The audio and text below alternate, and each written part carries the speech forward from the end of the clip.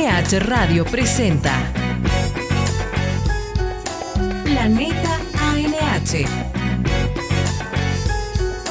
Un espacio dedicado a orientarnos respecto a las actividades y funciones de la Agencia Nacional de Hidrocarburos, con la palabra autorizada de sus profesionales. Inicia Planeta ANH. Bienvenidos.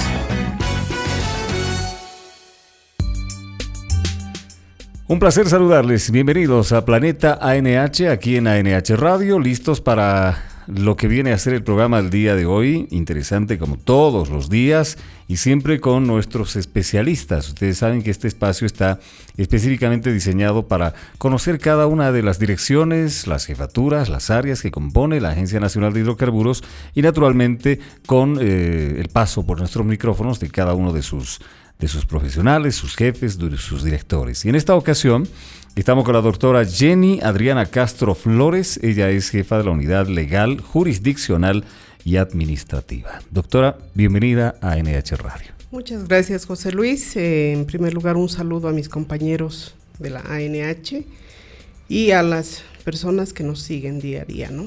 Sí, nos siguen a través de las redes sociales, eso es lo importante. Estamos colgados permanentemente en el Facebook Live, por lo menos en estos espacios que son públicos de cara a la ciudadanía. Todos pueden escucharnos, pueden vernos, y este espacio además un poco para mostrar a la gente y en las redes sociales cómo se maneja la Agencia Nacional de Hidrocarburos, que es un ente sumamente importante en lo que hace al manejo del Estado y más aún con la responsabilidad del tema hidrocarburífero. Bueno, a ver, ¿cómo está conformada la unidad? Es la primera vez que nos visita, creo que no conocía ni la radio todavía, ¿no? No, la verdad que no es la primera vez que visito los ambientes de la radio. Y bueno, la unidad legal, jurisdiccional y administrativa depende de la dirección jurídica. Ajá. Esta unidad tiene como funciones brindar el asesoramiento a las direcciones y unidades de la ANH, más que todo en asuntos administrativos, en la aplicación de la norma administrativa, no a casos específicos que puedan consultar. Asimismo, tenemos estrecha relación con la Dirección de Administración y Finanzas en lo que se refiere a contrataciones estatales, ¿no? Esa es nuestra labor. En esta unidad tenemos 8 profesionales. ¿Todos abogados? Todos abogados. Bien. 2 profesionales que se ocupan de los procesos jurisdiccionales y los restantes que ven los asuntos administrativos, ¿no? Como ser contrataciones, emisión de los contratos, proyección de resoluciones administrativas, informes legales y todo lo que sea requerido a la unidad. Bien. ¿Cuánto tiempo ya lleva esta unidad? ¿No es recientemente creada a partir de la reestructuración de la ANH como tal? No tiene una creación reciente. Ya la unidad estaba prevista, pero con otro denominativo, ¿no? Uh-huh. Era la Unidad Legal de Gestión Administrativa. Ahora es la Unidad Legal, Jurisdiccional y Administrativa porque en realidad no era una unidad, eran 2 profesionales que dependían de la dirección jurídica, quienes veían los procesos jurisdiccionales, entonces han pasado a depender de la ULJA. Y ante el crecimiento, obviamente, de la ANH como tal en toda su estructura, se ha visto la necesidad de crear ya hace tiempo esta unidad como tal, ¿no es cierto? Es. ¿Cuánto tiempo usted ya en la ANH? Bueno, yo he estado 4 años, casi 5 años, con una interrupción de 6 meses y he vuelto en marzo a reincorporarme a la agencia. Qué bien. Vamos a hablar enseguida de los retos y desafíos. Cuando hablamos de legal jurisdiccional, ¿a qué nos referimos con jurisdiccional? Con los asuntos jurisdiccionales, es decir, los procesos penales, civiles, en el ámbito jurisdiccional. Por ejemplo, en el ámbito de cuando se sostienen procesos penales a los infractores, a quienes contravienen la norma hidrocarburífera, entonces no solamente a ellos, ¿no? Sino, por ejemplo, contrabando. Entonces se sustancian procesos penales y esta unidad patrocina esos procesos penales, civiles, ante la justicia ordinaria a nombre de la ANH, representando a la ANH, ¿no?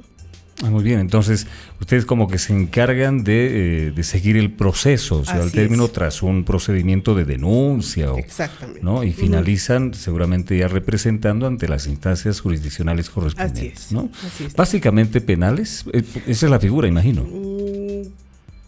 Penales, coactivos, es Ya. decir, para el cobro de multas o cobro de alguna deuda que se tenga con la agencia producto de una sanción, digamos.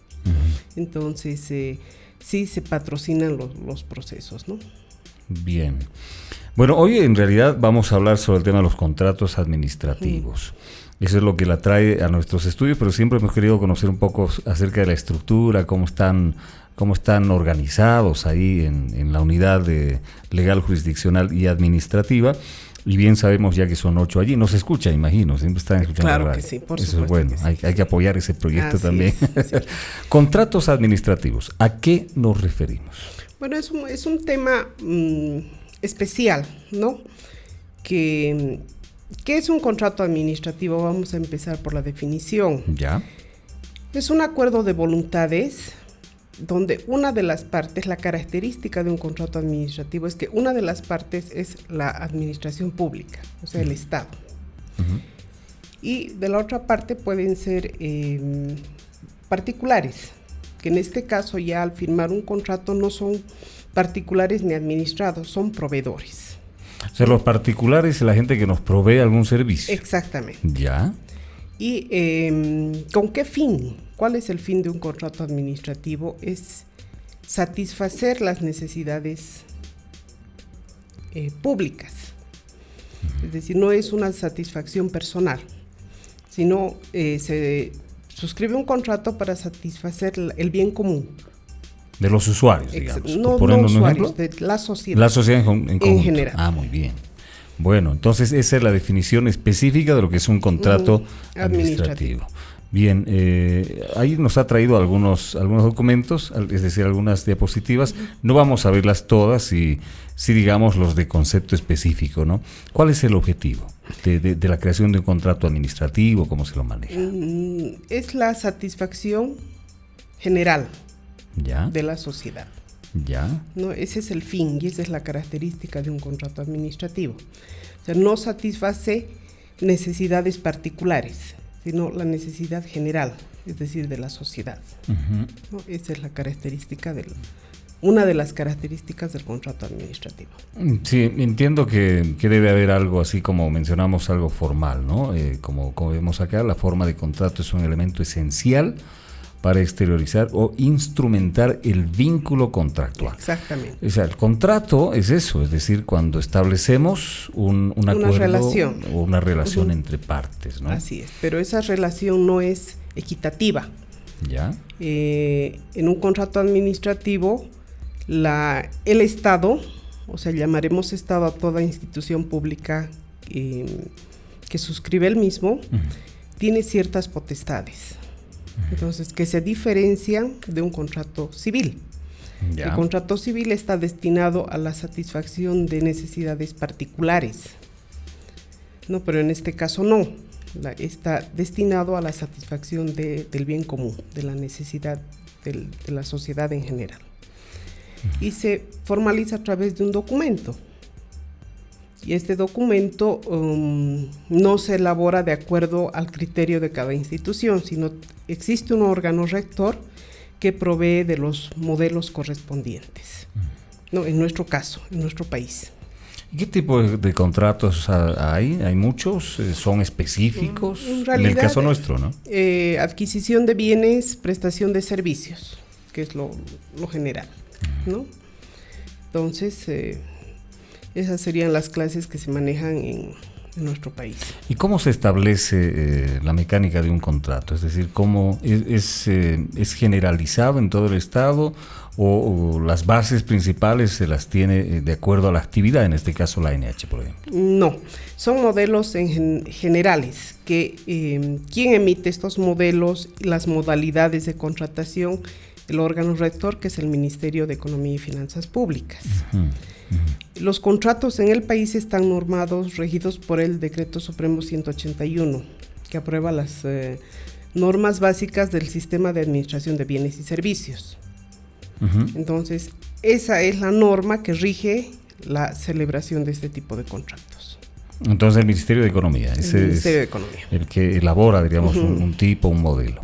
Bien, imagino que ustedes están en permanente contacto con estas autoridades para precisamente poder interactuar en el tema de las contrataciones, como lo realizan acá con los proveedores, diríamos, ¿no? Así es. Existe la Dirección General de Normas, que depende del Ministerio, donde todas las instituciones públicas pueden absolver las consultas que tengan, ¿no? Bien. Hay algunas dudas. Y en el tema de cuando ya se tiene un contrato elaborado, como en toda actividad, es decir, hasta cuando se vende un vehículo se hace un contrato privado, etcétera. En este caso no tiene esa característica de contrato privado. No, en absoluto. Es un contrato administrativo. Y con eso se manejan todas las instituciones públicas. Así es, sí, ¿no? sí. Es decir, se deslinda de lo que es la parte civil, como decíamos, ¿no? Exactamente. Bien. ¿Y qué facultades tiene un contrato administrativo? O sea, ¿cómo se lo maneja? ¿Se lo puede cambiar, modificar, entrando en consenso? ¿O son tácitos los contratos y se los debe cumplir? ¿Cómo se establece, digamos? ¿Cómo es la cosa? La entidad pública, o en este caso el Estado, tiene las potestades de modificar el contrato, resolver el contrato unilateralmente. Esas son las potestades, ¿no? O establecer cláusulas exorbitantes. En realidad el proveedor se adhiere a lo que establece la institución pública. Entonces no son de común acuerdo. La institución pública es la que establece las reglas. Ya. Y quien quiera contratar con el Estado se somete a lo que se establece en el contrato. En el caso específico de la ANH, ¿cómo se lo maneja? Igualito. Igual. No hay ningún cambio. No puede haber cambio. Porque en otras instancias de pronto sí se puede hacer una modificación a sugerencia, ¿no? Pero a sugerencia ¿de quién? ¿De la ANH como ente rector o entrando en consenso con las partes? No, tiene que partir de la necesidad de la institución, hacer ciertos cambios o modificaciones o por último resolver el contrato. Y ahí está el poder también de la ANH como tal, ¿no es cierto?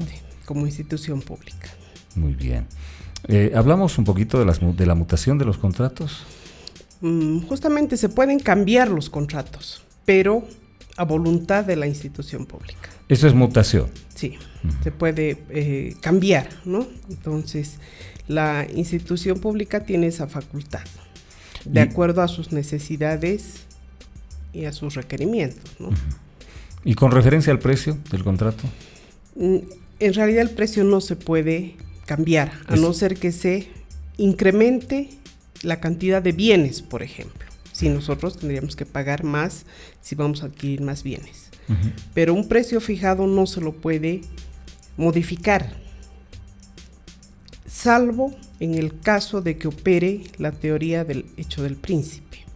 ¿Ya? ¿A qué se refiere eso? Se refiere a que el Estado como Estado tiene la facultad de emitir normativa que en cualquier momento,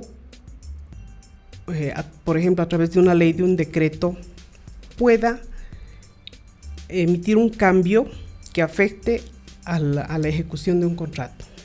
Un ejemplo, contratamos material para la construcción de una obra. Nos referimos a material. De pronto el Estado saca un decreto, una norma que fija precios, pero nosotros habíamos suscrito un contrato con precios distintos, más elevados, ¿no? Pero el Estado decide poner precios, por ejemplo al fierro, al cemento. Entonces el contrato ahí sí varía el precio. Solamente en ese caso. En el caso de que el Estado lo disponga de ese modo. El Estado, no la institución. No la institución. En cambio, la resolución y la modificación como tal del contrato de otras, por ejemplo, del alcance, sí lo puede modificar la entidad. ¿Y es muy común que pase esto No. ¿O es muy esporádicamente? No, casi... Eventualmente. Sí, eventualmente, pero en nuestro país no sucede mucho. Muy bien. Bueno, vamos a hacer una pausa ahora. Son ya 23 minutos transcurridos del programa. Si me permite, mi querido Hugo, y la doctora. Vamos a una pausita breve y enseguida vamos a hablar de otros aspectos que hacen específicamente a los contratos administrativos. Esto es Planeta NH. Estamos presentando Planeta ANH. Para vivir bien, debes saber usar GLP. Empezamos. Al comprar tu garrafa, no olvides pedir tu factura, porque si tienes un desperfecto o fuga, esta te respalda previa revisión técnica para el cambio de tu garrafa. Vamos a tu conexión. Tomando como referencia el clima y el calor, debes tomar en cuenta el cambio de tu manguera cada 6 meses por oxidación y desgaste por calor. Escucha, no calientes el cilindro con velas, no voltees el cilindro, no golpees el cilindro. Dale el debido uso y cuidado por tu seguridad. Cuidar tu vida y la de los demás debe ser con responsabilidad. Te ayudamos, te cuidamos, porque es nuestra prioridad tu bienestar. La Agencia Nacional de Hidrocarburos vela por tu familia y tu seguridad.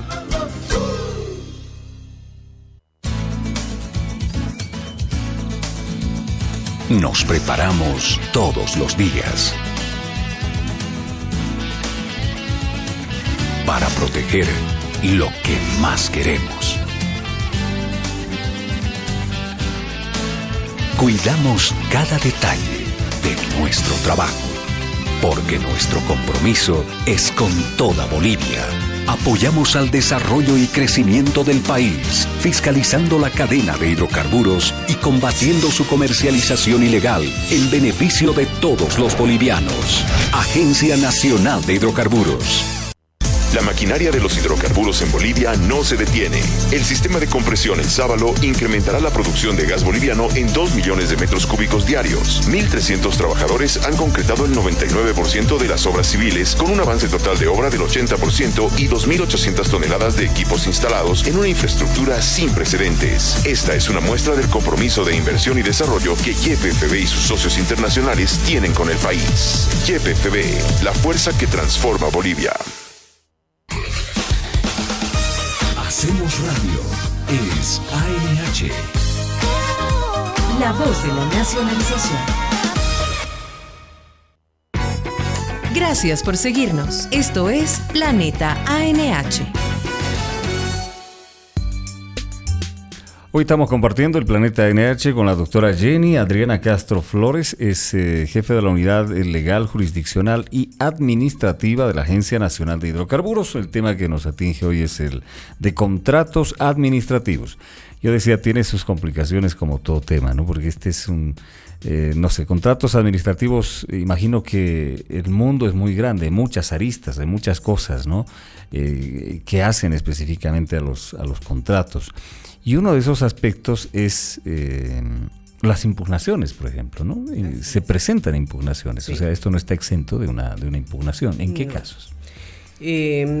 Normalmente la cuantía para que un proveedor pueda impugnar es arriba de los 200.000 bolivianos. Muy bien. Menos no procede. No procede. ¿Ya? ¿No?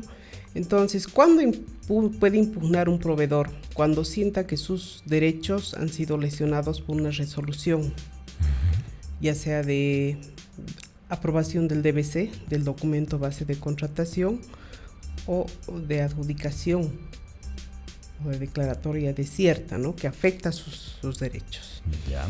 Entonces, puede impugnar esa decisión de la entidad. ¿Y cómo se hace una impugnación en este caso, tomando en cuenta, digamos, que hay muchos proveedores que de pronto tienen esa duda, ¿no? Quienes pueden impugnar son los que han participado en el proceso. ¿Ya? El proceso de contratación. Uh-huh. Entonces, el recurso de impugnación tiene ciertas formalidades. Tiene que cumplir plazos, tiene que presentar a través... si bien no es a través de un memorial, pero generalmente lo hacen así, uh-huh, explicando todo, fundamentando y haciendo mención qué derechos le han sido vulnerados a través de ese acto administrativo, ¿no? Que es la resolución. Pero no solamente es eso, sino que tiene que estar necesariamente acompañada de una boleta de garantía, equivalente al 1%. No, ese es un requisito. Es un requisito. Ya. Entonces, es una base. Sí, estos recursos los resuelve la MAE de la entidad. La máxima autoridad. Exacto. En caso de que la máxima autoridad esté fungiendo como RPA o RPC, quien resuelve estos recursos es el Ministerio Cabeza de Sector, del cual depende la entidad. Muy bien. Ahora, todo este tema de cómo se resuelve o se lleva el procedimiento de una impugnación, y cuando se entra en este tema, todo esto está obviamente normado, basado en una normativa. Así es. ¿Cuál es aquella normativa? Es las normas básicas del Sistema de Administración de Bienes y Servicios, aprobado mediante el Decreto Supremo 0181 de 28 de junio de 2009. Ya. Entonces, todos los contratos, impugnaciones están regidos por esta normativa.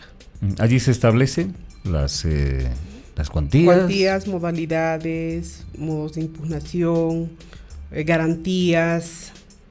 Ahí se establece todo lo que se relaciona a contrataciones estatales, que son los contratos administrativos. Bien. Esto no está inventado, está normado por un decreto supremo. Entonces, cuando se acude a aquel, obviamente, seguramente se ven ahí algunas figuras, como para poder establecer, digamos, el procedimiento en adelante. Entonces, está normado, ya lo decíamos, y hay varios artículos, ¿no?, que forman parte de esta norma. No sé cuáles serían los más básicos, o dar simplemente un pantallazo. Bueno, en realidad el concepto, que es el mismo que ya se les había hecho la definición de un contrato administrativo, los documentos que forman parte del contrato, como son documentos, el del documento base de contratación, el DBC. La certificación presupuestaria, la propuesta adjudicada, la resolución de adjudicación, las garantías cuando corresponda. Entonces, todos esos documentos forman parte del contrato, sin necesidad de transcripción. Decía usted que en tema de cuantías hay montos establecidos, ¿no? Así es. Por ejemplo. De 1 a 50,000 bolivianos se trataría de una contratación menor. AMPE de 50,000, 1 a 1 millón. Ya. De licitación mayor a 1 millón. Y las contrataciones directa, excepción y por emergencia no tienen cuantía, no tienen. Pero existe esa figura. Sí. De emergencia, de excepción y de contratación directa, ¿sí se puede? Así. Cuando se trata de, por ejemplo, de alquileres, ya, se recurre a una contratación directa. Pero no se maneja un monto ahí. No se maneja. No establece un monto. Ya. ¿Qué es AMPE? Es el apoyo a la producción nacional. Muy bien. Y ahí hay una cuantía, ¿no? Y es importante, pues un monto altito. De 50,000 a 1 millón. 1 millón de bolivianos. Bueno, es el tema de cuantías. Ahora bien, decíamos que hay varias unidades que participan, que son parte de estos procedimientos. ¿Podríamos mencionar quiénes, cuáles? Forman parte del proceso de contratación la MAE, el RPC o RPA, la unidad solicitante, la unidad administrativa, la unidad jurídica, la comisión de calificación y la comisión de recepción. Ellos forman parte del proceso de contratación. ¿Cada una de estas tiene una labor específica? Exactamente, sí. Ya. ¿No? Por ejemplo, la MAE es responsable, aún así haya designado como responsable de los procesos de contratación a otra persona. Finalmente es la que da la cara, digamos, ¿no? Ahora, hace unos días conversaba con el responsable de la unidad de contrataciones de bienes y servicios y me decía que una parte clave, importante en todos estos procedimientos es la unidad solicitante. Si la unidad solicitante no brinda todos los datos necesarios, en fin, este proceso puede caer, pero no solamente cae el proceso, sino también puede caer hasta la misma persona o los que están encargados, es decir, todos estos, ¿no? Exactamente. Qué bárbaro. Exactamente, porque la unidad solicitante es quien determina, ¿no?, sus necesidades como unidad, elabora las especificaciones técnicas para contratación para adquisición de bienes o prestación de servicios, o los términos de referencia si quiere contratar algún consultor. Entonces, la unidad solicitante realmente es clave porque establece las reglas. Exacto. ¿No es cierto? Entonces, si las establece mal, todo el proceso va mal, ¿no? Se puede llegar ya cerca a la adjudicación, anularse el proceso por un error en el DBC, o por último resolver, si es que ya se ha firmado el contrato, a resolver el contrato, ¿no? Porque va en contra de los intereses de la institución. Ahí va justamente la terminación de contratos. ¿En qué casos se puede resolver? Resolver un contrato por incumplimiento en las obligaciones del proveedor. ¿Ya? Por no el cumplimiento de incumplimiento de los plazos. Es otro aspecto. Así es. Pero también unilateralmente por la institución puede decidir que ya no va más un contrato, en resguardo de sus intereses. ¿Y en qué instancia se resuelve eso? ¿Con esa especie de comité, diríamos, que ellos son los que deciden? ¿Quién decide? La unidad solicitante solicita al responsable del proceso de contratación se resuelva el contrato. Ah, muy bien. Entonces es ahí donde se asume una determinación. Así es. ¿No? Muy bien. Ahora bien, hay un tema que me parece vital, importantísimo, y es el de garantías. Porque allí se establecen inclusive porcentajes y montos, ¿no? Para resguardarse, si vale el término. A ver, mencionemos un poquito de este tema. En el proceso de contratación se establecen varios tipos de garantías. Podemos señalar la garantía de seriedad de propuesta. ¿Cuándo se presenta esto? Cuando la cuantía es mayor a 200,000. O si la institución pública ve por conveniente, puede pedir aún sea menos de 200,000. De acuerdo al bien que va a adquirir, por ejemplo. ¿Ya? Es por el 1% del precio referencial que se ha establecido en el DBC. La garantía de seriedad de propuesta es la que estamos hablando. ¿Ya? Que esa se ejecuta ante el incumplimiento de la presentación de los documentos del proveedor para la suscripción del contrato. O sea, pese a que existe seguramente un formulario, no sé, los procedimientos y pasos a seguir para la presentación de los documentos. Así es. Si de pronto omite alguno, no hay una seriedad, entonces se establece un proceso de garantía. Ahí es donde se ejecuta la boleta, ¿no? El cumplimiento de contrato, que es equivalente al 7% del monto del contrato. Ya. Si el proveedor incumple en el plazo de entrega, como ejemplo, entonces se le ejecuta la garantía de cumplimiento del contrato.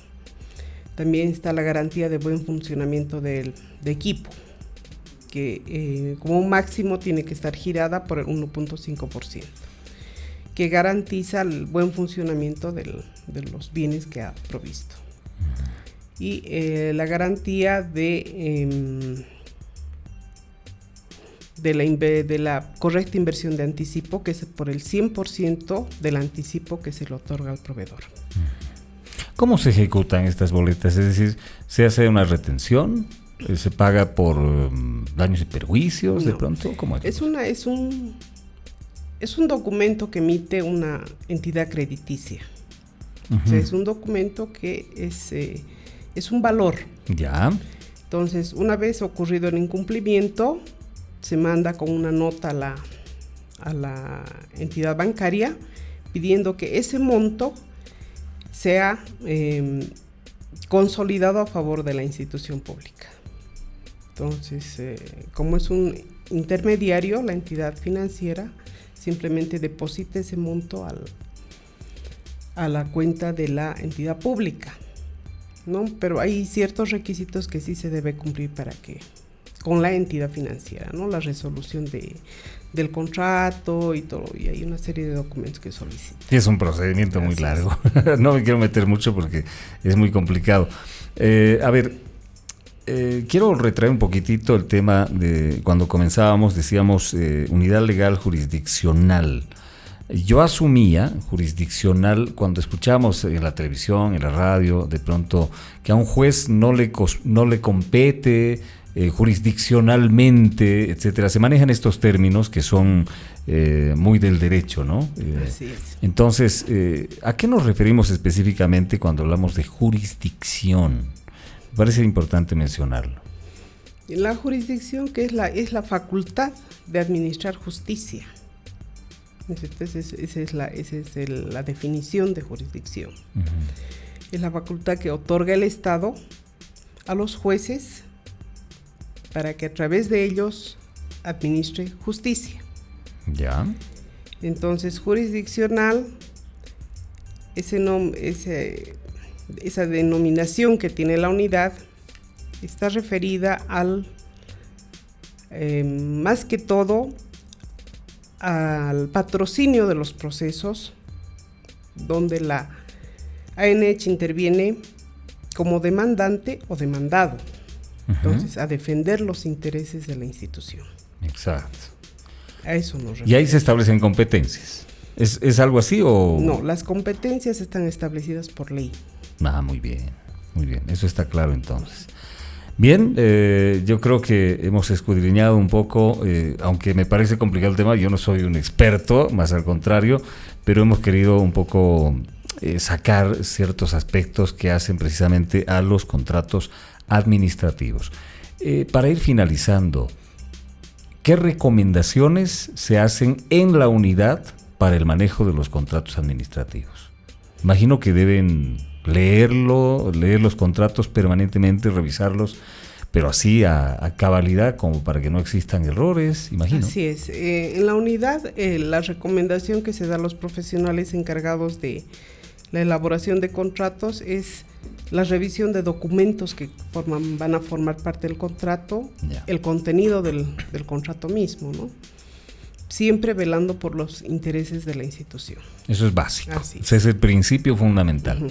Y en el caso de, además de ese buen relacionamiento, diríamos, con los particulares, ¿qué recomendaciones se les da también a ellos, ¿no? Porque hay que velar también como institución, de pronto, el que un proveedor cumpla ciertas normativas, se base a las normativas. Claro, ¿no? Que cumpla con la presentación de los documentos que se exigen para la suscripción de un contrato, sea de provisión o adquisición de bienes, ¿no? Entonces, que tengan sí sus documentos al día, registro en Fundempresa, constitución de la empresa, NIT, sus impuestos al día, la solvencia fiscal libre de cualquier proceso que tengan con el Estado, ¿no? Y además que cumplan lo que se establece en el contrato. Es muy recurrente el hecho de que se resuelvan contratos o, digamos, la mayor parte sí está cumpliendo, sí está informada, sí se ha socializado, digamos, esta normativa para que no incurran en algún tipo de vicio. Sí, la agencia no resuelve muy frecuentemente los contratos, ¿no? Se han resuelto contratos porque, por ejemplo, por falta de presupuesto, alguna vez por incumplimiento del proveedor, pero nos han tocado buenos proveedores que cumplen siempre los plazos y la entrega de los bienes o la ejecución del servicio. Qué bueno, porque esto facilita el trabajo, ¿no? Así es. Da viabilidad a muchas cosas, además que se acortan los plazos, imagino, ¿no? Si no estar ida y vuelta y al final que se resuelva un contrato. Así es. Eso facilita mucho. Bueno, yo le agradezco mucho el haber venido, doctora Jenny, y habernos absuelto algunas dudas, inquietudes acerca del trabajo de esta unidad. Simplemente desearles mucho éxito y cuando gusten, aquí estamos para servirles, para que puedan socializar algún cambio en la normativa, en los requisitos, no sé, para dar a conocer, ¿no? Porque es importante dar a conocer a la población. Gracias, José Luis, por la entrevista y muchas gracias a los compañeros que nos han seguido. Ya lo veremos además en las redes sociales. No se olviden que este capítulo de Planeta NH lo reprisamos al finalizar esta jornada. Y pasado mañana lo van a poder volver a escuchar, pero en la mañana, muy tempranito, a las 9 de la mañana, el reprise también. Un gusto una vez más, éxitos y gracias por haber venido. Gracias, José Luis. La doctora Jenny Adriana Castro Flores, jefa de la unidad legal, jurisdiccional y administrativa. Hoy hablamos sobre contratos administrativos. Un gusto haberles acompañado, será hasta la próxima, amigos. Gracias, amigos, por su atención. Hemos conocido un poco más acerca de las actividades y funciones de la Agencia Nacional de Hidrocarburos con la palabra autorizada de sus profesionales. Planeta ANH. Hasta la próxima.